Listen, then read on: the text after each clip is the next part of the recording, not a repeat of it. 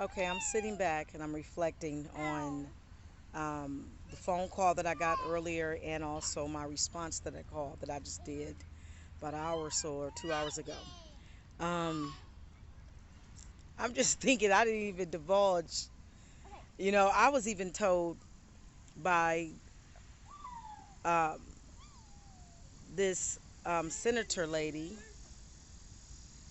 And you know what? I had a friend tell me, hold on, let me, before I even go there. I had a friend call me and was like, you know what? You need to expose that person. I wish there was a way that I could let y'all hear this phone call because it's recorded. I was over talked. I mean, she had me like dumbfounded because like I said, I didn't even know what offense that I had committed at all, if anything. And you got off. You got off. So you wait. And so, well, anyways, here it goes. Okay, I get a call from Senator Taylor, Senator Lena Taylor. Okay, first I was referred to her by someone, because I told him about the situation I was going through with my son, his medical neglect. So he was like, give her a call, woo woo woo, right? So I did that. So she talked to me, and she was letting me know what to do. Basically, make sure I write them and email them, and they're gonna get these emails into basically, I guess, the hands of where it needs to go to raise some concerns. And a lot of, I ain't gonna lie, even doing the first conversation with her, when I was telling her what my son was going through, she was like, I highly doubt that. Like some things she was just denouncing off bat, saying that my son was not dealing with. So I didn't appreciate that, but oh well. So at any rate, right? So at any rate, okay, a couple weeks ago passed. I called her, like I told you, guys. I called her and asked her, just for an update, because I didn't know, how this political stuff go. I mean, I really don't know. You know what I'm saying? And that's why the ones who are educated are supposed to teach the other people. But anyways, beside the point. She had a nasty attitude. Like, you don't get to call in my phone, and just because you got my number, and you have to leave a paper trail. I mean, she was really nasty and jazzy. I could not believe. Now I've heard stories about her, and like we hear stories about each other all the time. But you gotta take that with a grain of salt. When you meet a person and they validate what you then have heard, then you know it's true. So it was that situation. So she, Senator Taylor, I'm talking about, um, she told me a week ago to make sure that she said she's not my basic particular legislator because of my zip code that I live in. She then told me who was, or her secretary told me then who was, and to make sure that I copy her to all my emails that I send to them. I did that. So I got a letter and an email the other day from the prison system or the institution that one of my sons are in, and they saying basically, oh, your son is fine. We did do a wellness check. Now mind you, I talk to my son all the time, even though he's in segregation. When he's able to call, he calls. He hasn't had no damn wellness check. This letter even says on July 7th or 8th they did a wellness check. They ain't do no damn wellness check on my son. His legs still are swollen. You know what I'm saying? And he's still being denied his things, even though he's in segregation. I realize, of course, you can't have all your property back, but I mean, and then he gave me specific names of these sergeants, lieutenants, and RNs, nurses, and psych doctors who are harassing him. So, my response to that letter from the institution, and then they said they talked to my son, and he said he didn't need anything. Now my son has been crying out for years. You understand me? To his mother. My son has been locked up since 2013. He's been he got sentenced in 2015 because we fought it for 2 years. So at any rate, um, how all of a sudden, he's lying. They gave no credence, no validity to any of my son's complaints at all. They just said, oh, he's fine. We talked to him. He said he didn't want anything. His room looks clean. He's fine. He's doing his time. He is talking to the doctor. And by the way, your son has been denying medication. And guess what I find out from a high source? Well, if he's denied medication, that means that they have a log with his, they should have a log with his signature on it to confirm that, right?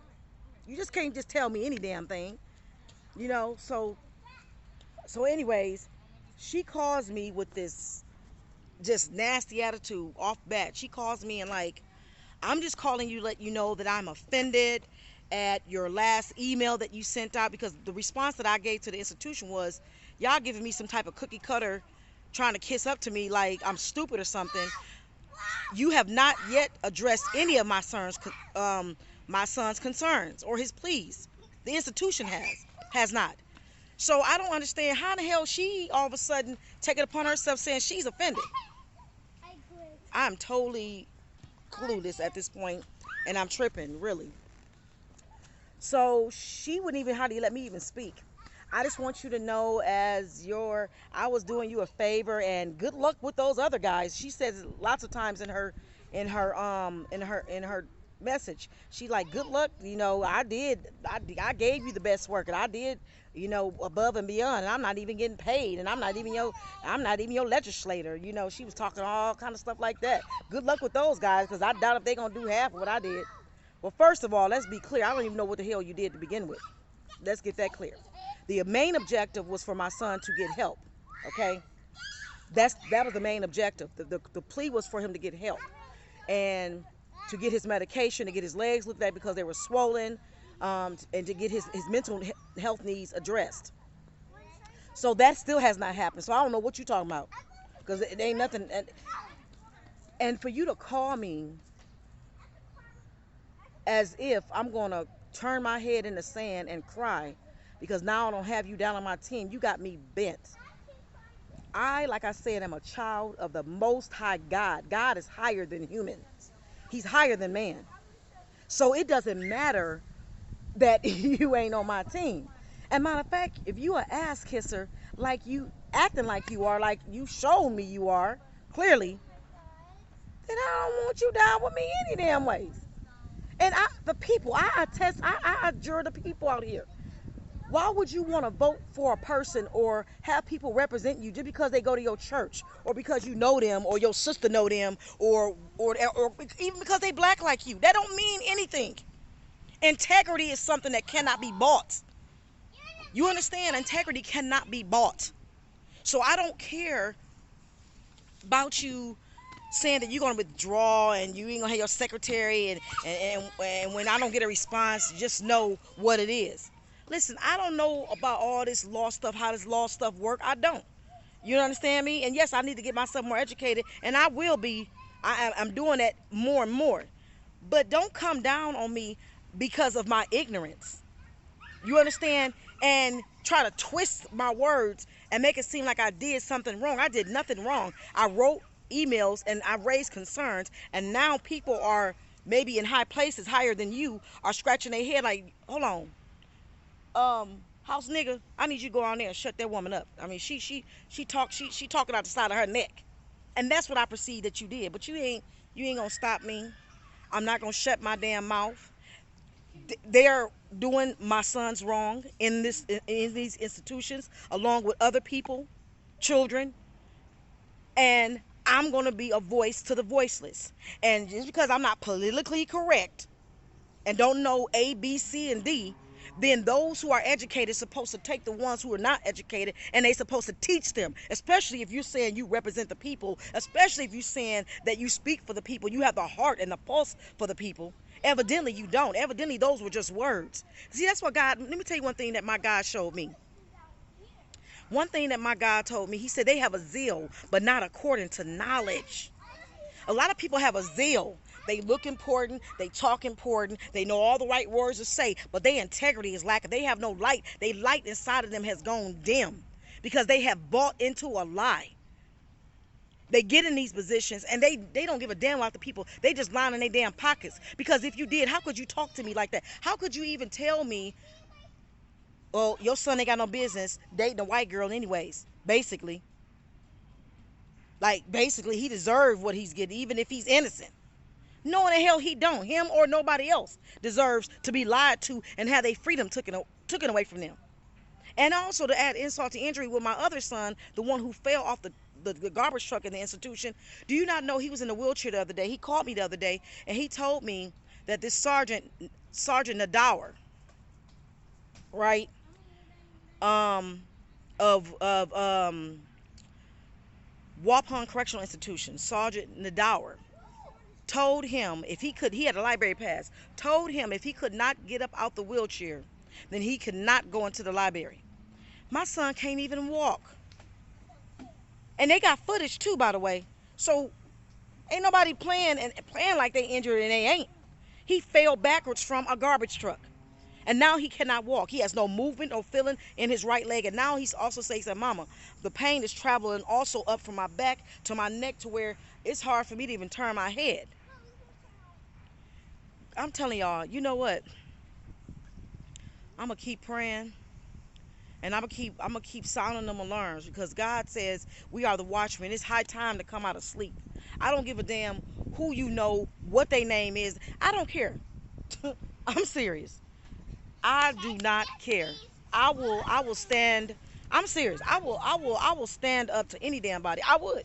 I don't care. I don't care if you're a pastor. I don't care if you're a teacher. I don't care if you this organization, or if you this person, or if you're a director, or if whatever you are. It don't even matter. Because at the end of the day, God is in control. And God can tear you down and he can build up another. It don't even matter.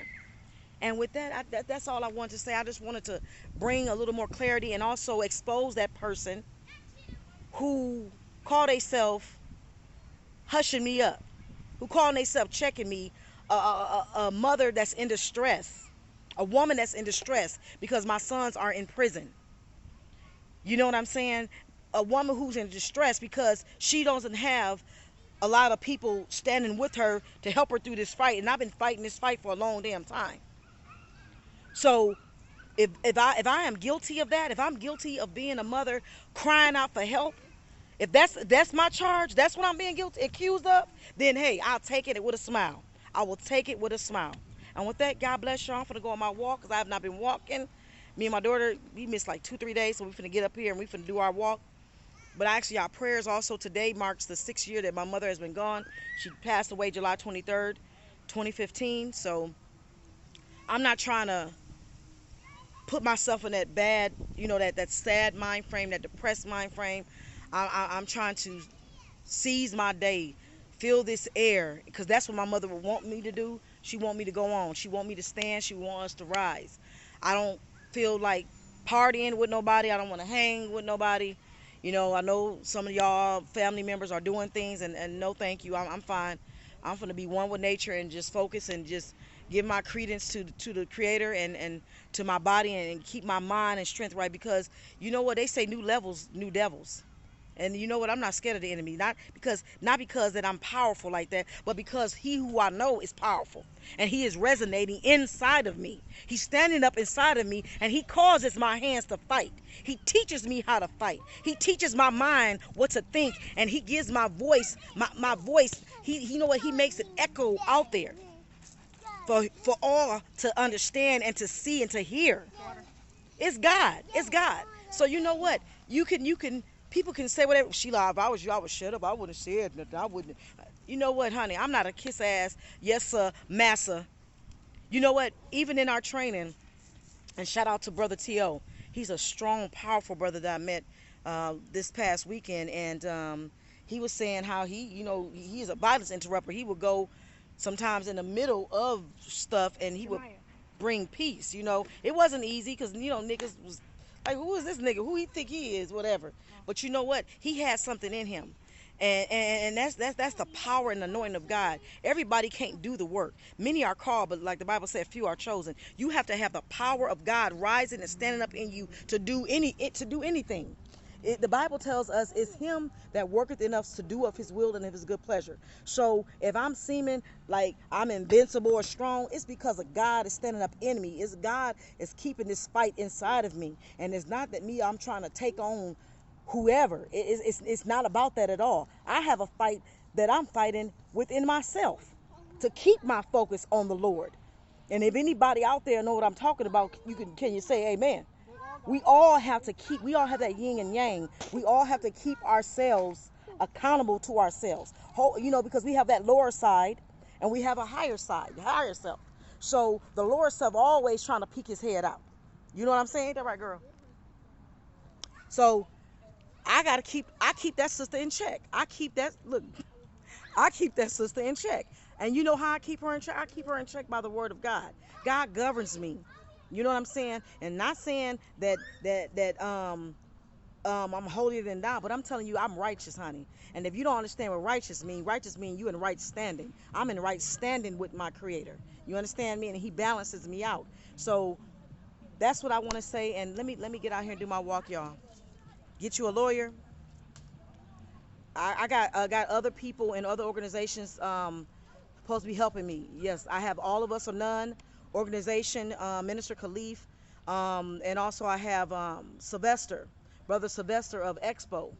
I did a radio podcast with him last week, and we were talking about the incarceration of our of people, especially in MSDF. Because my boys, one of my sons, my oldest son, he spent like over a year and a half in MSDF, and you know that's like a prison inside of a prison. So I'm quite familiar with MSDF. So this is my fight, and I'm sure I'm not the only one that have this fight or has this struggle with the system, how they're treating our people and treating people, period. So I ask for y'all prayers, and God bless y'all. Thank y'all, and I'm gonna have a good walk.